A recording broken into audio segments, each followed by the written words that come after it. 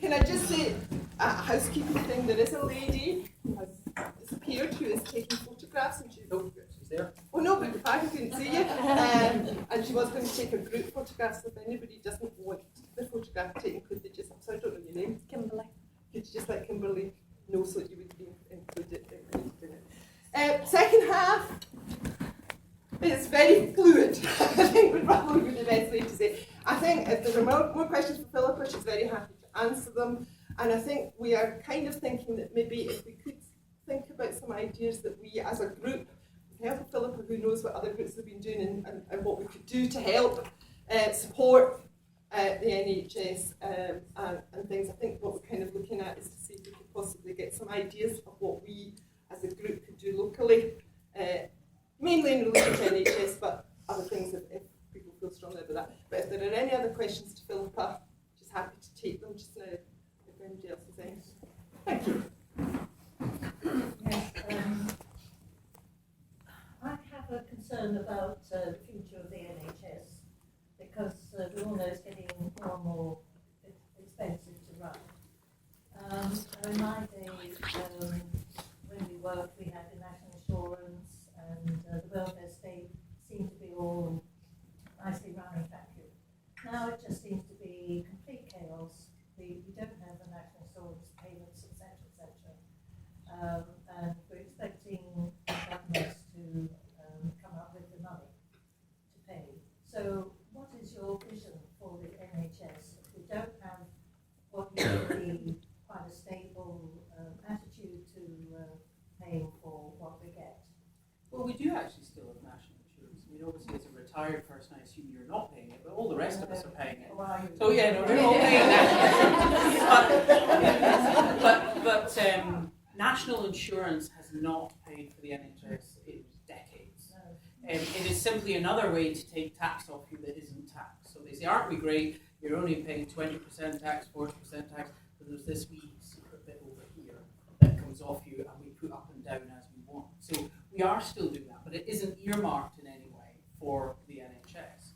But there was a thing that I spoke about in the referendum, and you can look up, and it's called the Commonwealth Fund, which is a think tank in America who compare the American system, which is obviously very much a private insurance system, with other developed health services. And we came out number one. Now that was on data from 2011 to 2013, so before the coalition's changes. And it was looking at our principle of just tax in, deliver the health, free. No market, no paying, no charges. And we came top in 8 out of 11 parameters of quality, access, safety, patient-centered care. We were third in waiting time. So when the media go on and on as if everyone waits here longer than everywhere else in Europe or the world, it actually isn't true. And you would think then, well, if that was actually such high quality that we were number one, we must be really expensive. And we're actually not. We're the second cheapest in the developed world. The only health service that spends less per head of population is New Zealand, where you don't pay charges. So we spend about £2,000 per citizen per year. America spends £5,500 per year. And that doesn't account for that 40% of their people have no health care cover at all. So this idea, it can't go on, is actually not true. We're actually very cheap and very effective for delivering an awful lot of health care. So what I would say is, as I mentioned earlier, if you're going to start having a market and bid teams and corporate lawyers and all that kind of stuff, what you're doing is actually sucking money away and spending it on all this complex administration, instead of actually just saying we need some more nurses or doctors or drugs or a better clinic. What we need to do in Scotland is we have to make it more sustainable. We know there's increased demand. We know the numbers of people coming to A&E. We know we do have to look after our older population, because at the moment we do have a lot of people who are ill for a long time in the later parts of their life. So yes, there's increased demand, and we're going to have to look at the shape of it. So nothing to do with do we privatise it or not. But in Ayrshire, what we have is we've got 2 hospitals that are about 12 miles apart that were set up during Mrs. Thatcher's trust era So they were set up as competitors. Well, one was already there, but one was built and set up as a competitor. God help us, we would never have given the time of day to each other. We wouldn't have helped each other out for anything under the sun, and everything was duplicated. We can't afford that. It's not even the money. We don't have enough doctors to staff 24/7 all of these duplicate hospitals. And the problem is, the moment we started, and we weren't even talking about closing a hospital, but we were talking about building 3 new ones, so in Girvan, Cumnock in East Ayrshire, and Irvine, so that this would be a wider triangle, much closer to people, that would have minor injuries units, that would actually deal with over 70% of what people turn up to A&E with. So actually, 3/4 of the population would travel a shorter distance to get their problem solved. Of the 2 big hospitals, what we wanted to do was that both of them would also have minor injuries units, but only one of them would be the major trauma and illness centre. So if you were dialing 999 or you were hit by a bus, you were taken to one place where we had the whole team. Because what we have is, we've got a lot of duplication, but if you have a ruptured aneurysm, the surgeon's there. If you need kidney dialysis, the unit is there. So, we don't have everything on both sides. So if you're really ill, inevitably we'll be missing a patient in whichever hospital you're in. And what did we have? The local politicians got hold of it, save our local hospital, let's get everyone out on the street. We need to get away from that. Because one of the things that people said is, what if I have a heart attack? And I want the ambulance to take me to the closest hospital, or I'll die. If you have a heart attack and you dial 999 now, you're not going to any hospital anywhere near you. You'll be going to the Golden Jubilee. Because everything that a local A&E used to do for you is done in the ambulance. They have got an ECG machine, they've got a defibrillator, they will get a line into you, they will give you drugs, they will send the tracing of your heart ahead to the Golden Jubilee, where the team are standing by and saying, right, okay, this is such and such a type of heart attack. They're waiting as you come in the door.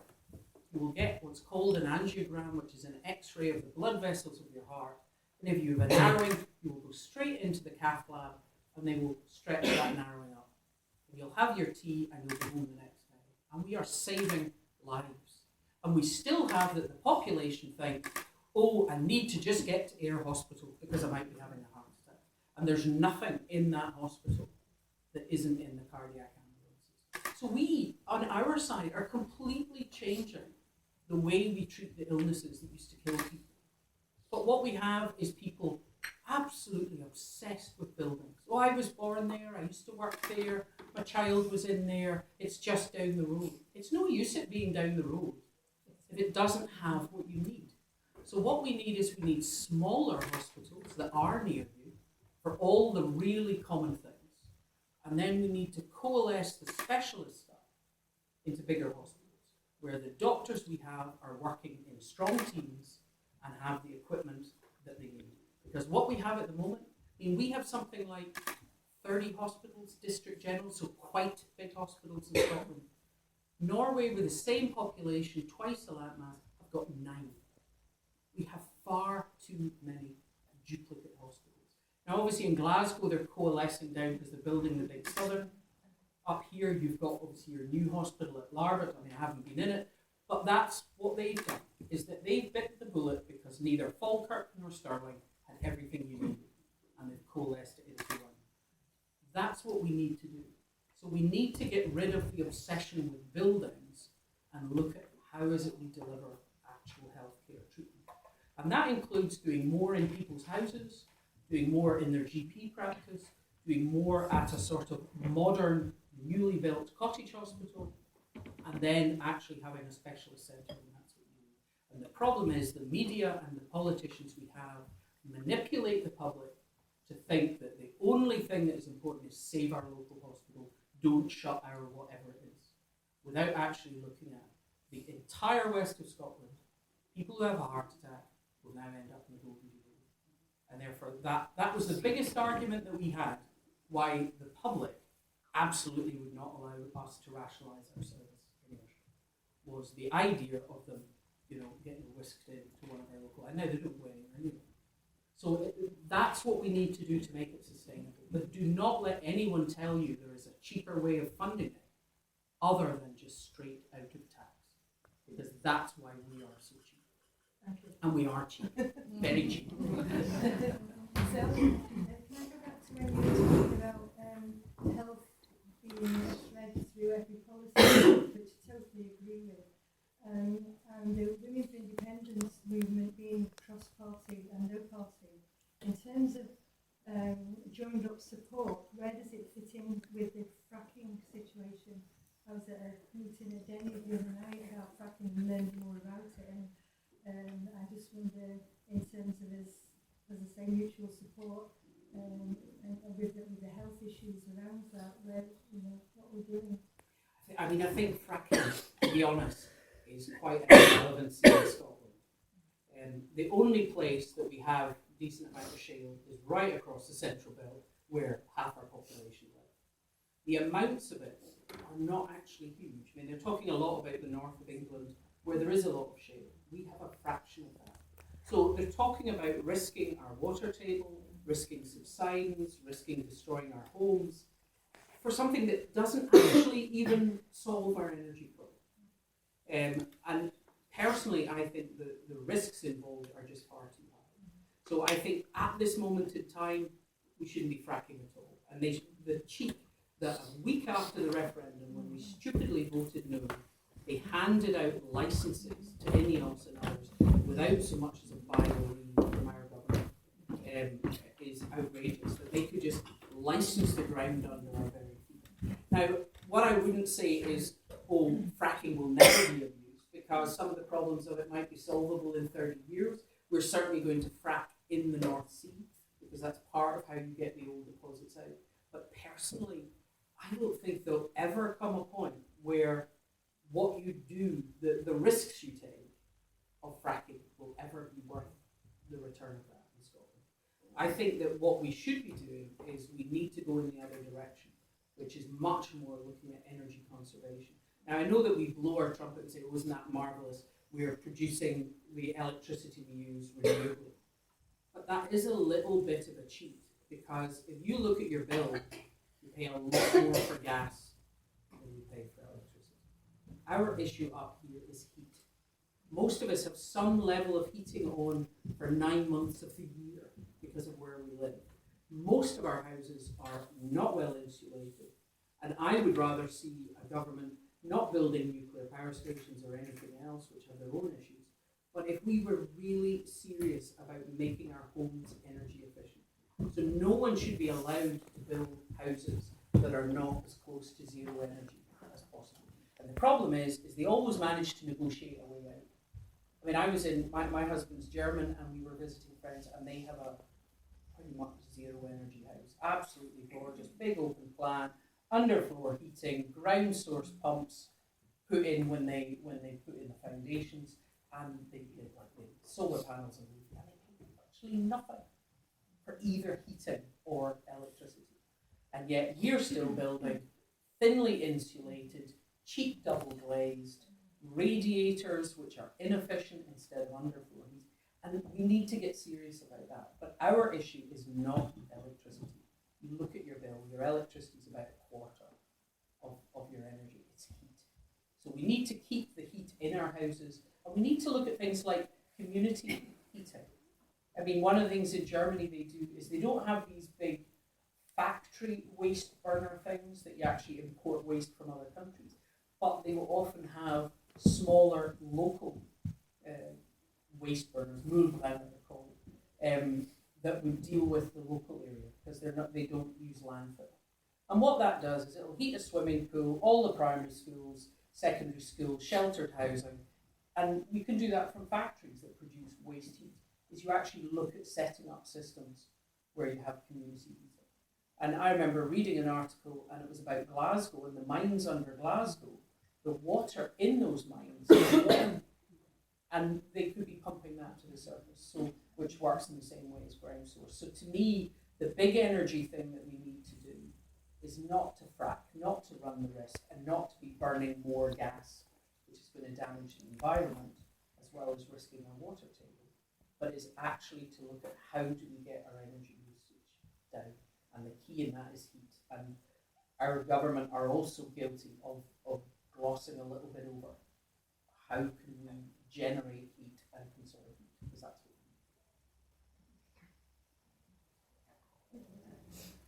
I just wanted to go back to what you were saying earlier on about sort of health and welfare and sorting out sort of at the bottom level. I just wondered, you spoke about, I think it was the colonial policy document where health was in brackets at the bottom. I'm just wondering whether anybody's looked at the link with occupational health. So things like mesothelioma, COPD are still on the increase, non-mesothelioma loss still on the increase, despite all the work that's being done by local authorities.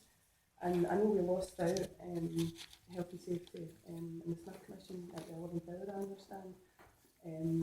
And it was put in right at the end, but I'm just wondering whether anybody's looking at the link with, because I think that's a huge cost. Well, I think we're quite aware of most of the links. I mean, obviously mesothelioma, we know the association with asbestos, and we do have quite strict rules now about asbestos. The problem is that you get the mesothelioma 30 years after you did the job. So, you know, the changes we've brought in, mesothelioma will not disappear. No, because the maintenance workers are being exposed to it, people who are going in and drilling into it. But it's also people going in to take it out. Yes. You know, because Well, they obviously, shouldn't be. you know, every time we try and demolish something or change something, you find asbestos, and you're doing that. So what we have now is the people who are being exposed would be much more likely to be construction type people who are redeveloping a building rather than the ship workers, which is what we had, because we don't put it into these kind of things. But in actual fact, I mean, that we know, we at least know about, and we know that if someone finds asbestos, the project stops, people come in and obviously, you know, they try and deal with it.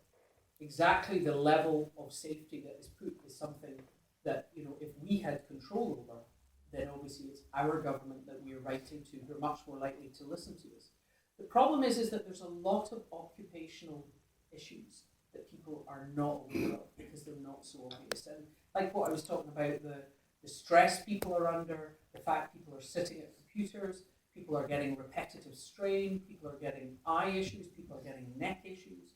And those things are all subtle and hidden. So in your office, you might fight to get a better chair or a support on your Those are keypad. not priority for the enforcing authorities. I work for the HSE, Yeah. and therefore what we look at is things like offshore oil, we look at construction work, we look at waste recycling, where the safety risks are very, very high.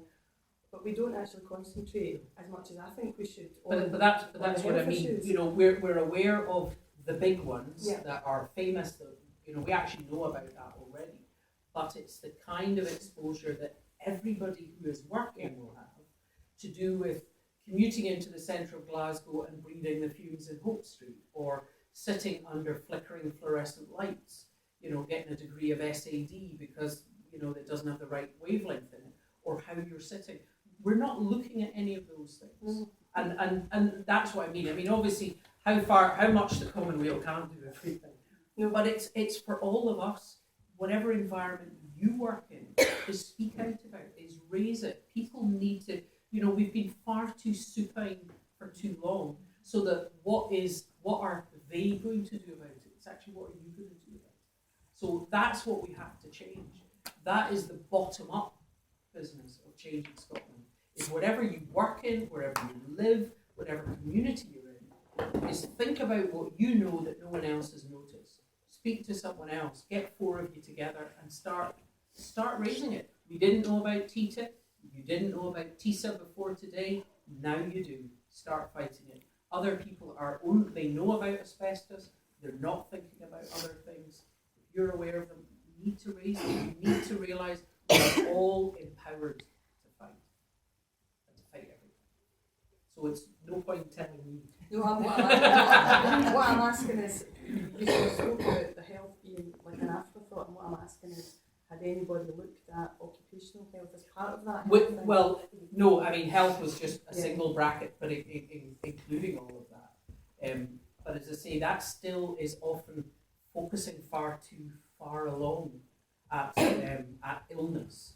And even within the health and safety, we're talking about the illnesses we know about and looking at having some regulations to minimize them. What we're not looking at is how our workforce works and how do we make them healthier in the first place, which would include things like if people are healthier and less stressed, they will catch fewer illnesses, even in lost days from work. So not at the big headline asbestos, scary stuff, nasty chemicals, but much more how we live and how we work. We're too obsessed by what they've told us to be obsessed with. And what we're missing is actually the things that are important in life. We're too obsessed with stuff. It all kicked off in the 80s, and ever since the 80s, we measure ourselves in stuff or money. And in actual fact, as I say, if the chips are down in life, you're not thinking about them at all. You actually would think about, do I want to do that job where I'm at my desk at 7 in the morning, I'll get home at 9, I'll have a long commute out of London, I eat a sandwich at my desk, I'm totally stressed, they get me on my BlackBerry 24/7 because I'll earn that amount of money? Or would I actually like to do a job where I see the kids off to school, I go and do work, I have a lunch break with my colleagues, I come home, we eat together? You choose. What do you think you would choose? I don't think you would choose the kind of long day and lots of money, but yet that's what people are doing. So we're not having any sense of choice. We're actually just being herded into this kind of working like ants. And I think that has as big an effect. So well-off people are suffering too. They're suffering different things, but they're suffering too because of what they're doing in these big jobs that give them lots of money. They won't live to spend it. Sorry, thank you. I really agree with the point about energy conservation, and I read that after Fukushima, they asked the Japanese people to save energy, and they saved the equivalent of, I think, 8 nuclear power plants in 1 year. But also the vitamin D is, I think, a huge issue. For 30 years, we've been told to cover up in the sun, put on sun cream, for hats, so on. And the nicest thing is to go in the sun. If the sun's out, we want to go out in the sun. And so many people are so deficient. And I'm lucky enough to work next to Helga Rank, I think you know. And she has done an absolutely fantastic job and has transformed the lives of the nurses and the patients. Because we all now, from one to another, nurse, junior nurse, sister, nursing officer, senior nurse, we've all passed on to one another, and we're all on vitamin D, much above the government level, and we're feeling in various ways so much better. Yeah. You see, one of the things, obviously most of you know you get vitamin D from sunlight, and way back when the west of Scotland was just a big smoky pall, we had kids with rickets and we had adults who had bandy legs because they'd had rickets, etc. And people became aware that was vitamin D and that it was sunlight. And then, of course, obviously we've got the other end of the stick, which is the melanoma and skin cancer due to sunlight. So yes, we are a wee bit kind of caught in the cleft stick. But what's different between us and Scandinavia, which is the other very northern population, is they're still eating fish. Because the other way that you get vitamin D is oily fish and mackerel. And our problem is fish has become so expensive that fish is an absolute luxury item. And we're not eating it. Whereas in other countries, fish is a huge part of their diet. We know that in Japan, where people eat a lot of fish and they don't eat a lot of processed fat, they barely get breast cancer. Japanese women don't get breast cancer. They move to America within 1 generation to get breast cancer. So fish is really healthy and it does give you the vitamin D. And we now think that it may even, lack of vitamin D may be contributing to Alzheimer's as well as things like MS. So, I'm with you. I take my wee multivitamin every morning. But in actual fact, if we could afford fish, we have one of the biggest fishing industries in Europe, but yet we can't afford to eat the stuff. And that's what I mean, that good food, whether it's fresh fruit, fresh veg, decent potatoes, small amounts of meat. You do not need a lot of meat. Fish is much better for you, but it's much more expensive. Whereas you can buy some piece of minced horse meat from Findus and shove it in the microwave, and it'll be cheaper than anything we cook. And that's a big problem. But the vitamin D thing, the picture of that is evolving and is coming out. And all of these things are always a kind of lone voice in the wilderness who does a bit of research, and then it kind of spreads, and then you get more research backing it up. So I think that is something that is coming in, and I think more people will gradually start to take vitamin D or to look at the vitamin D in their diet. Two more questions and then maybe bring it together. I'm sure I read a very small article in the Herald recently that Grouphub were actually losing clients who were, for some reason or other, their people who used to call upon for private health care had reduced or fallen away. Yeah. Oh, private health has shriveled considerably in Scotland. I mean, when I was little in surgery, there were times where the waiting lists were so long for certain things. In essence, you never got it done because there was always somebody who had a bigger problem who would jump over you. And therefore, if you had quite a minor varicose veins, things like that, you waited for years and years and years. And that is where the biggest generator of money for the private side came, because you could say, I'm going to go to a private hospital, Ross Hall or something, and pay the money, or I'll take insurance, and therefore I can go in that day, get that done, and go home. And for that kind of thing, where you're fitting well, and you come in and you get your operation, you go home, that's fine. You won't, by and large, spend money. But the moment you've got something complex, like cancer, or the moment you have a chronic illness, I mean, they're not interested in you if you have a chronic illness. So there's no private care for things that go on and on. And so more and more, as we've got the waiting times down, that market has disappeared. So, people are not waiting 5 years to get their varicose veins done. Okay, they might wait 4 months. They might even wait 6 months because it's struggling. But by and large, you get most people in within 3 months. And therefore people are, they're not taking it. And the other thing that's fueling that is we don't have the big American companies. Obviously, the west of Scotland particularly had a lot of the digital industry, IBM, Digital, Hewlett-Packard, and they just automatically gave health packages to their staff and covered their families. And I would often get people, because Prestwick had digital, that would come and kind of go, oh, well, I've got cover, can my wife get treated quicker? I'm going to operate on her on Monday, I can't really do it any quicker. And they were always flabbergasted when they realised that, I just had a diary, I didn't have a waiting list for breast cancer. We were just going, okay, do you want to come in on Monday? Oh no, I'm golfing. Monday. You get that, down there. Oh no, I'm the ladies' captain. It's the club lunch. But people have been brought to think that if you're paying for it privately, it must be better.